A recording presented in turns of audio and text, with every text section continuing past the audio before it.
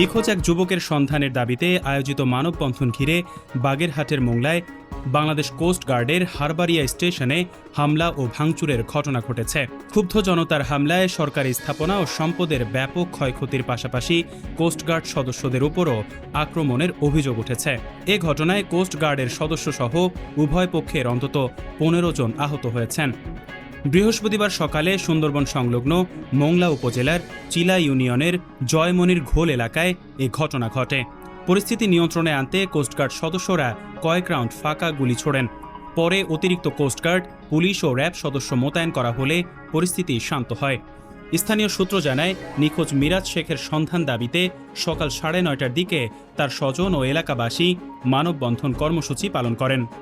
এক পর্যায়ে উত্তেজিত জনতার একটি অংশ কোস্টগার্ডের হারবারিয়া চেকপোস্ট ও স্টেশনে হামলা চালায়। হামলাকারীরা কোস্টগার্ডের স্পিডবোট, পন্টুন অফিস এবং বিভিন্ন সরকারি স্থাপনা ও মালপত্র ভাঙচুর করে। প্রত্যক্ষদর্শীদের দাবি, হামলার সময় দায়িত্বে থাকা কোস্টগার্ড সদস্যদের লক্ষ্য করেও আক্রমণ চালানো হয়।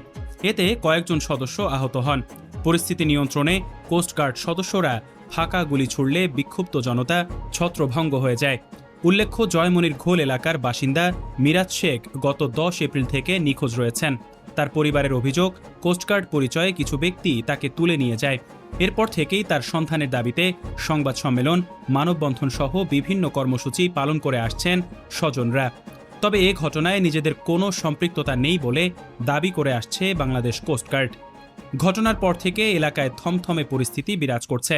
হামলা ও ভাঙচুরের সঙ্গে জড়িতদের শনাক্ত করে প্রয়োজনীয় আইনগত ব্যবস্থা নেয়ার প্রক্রিয়া চলছে বলে সংশ্লিষ্ট সূত্রে জানা গেছে।